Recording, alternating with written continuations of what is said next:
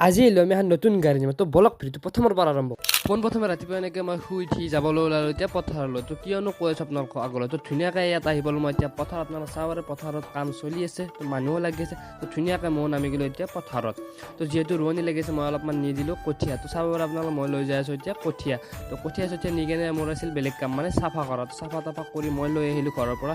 চাহ তাহ দি আহি কেনে মই গা তা ধুই ওলাই দিলোঁ মছজিদলৈ তো মছজিদৰ পৰা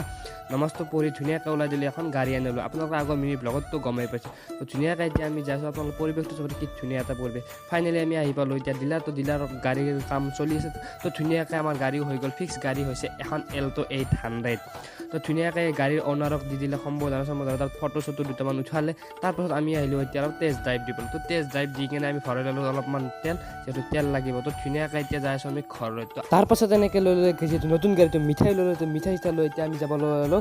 ঘৰলৈ তো আজিলৈ বাই বাই লগ নেক্সট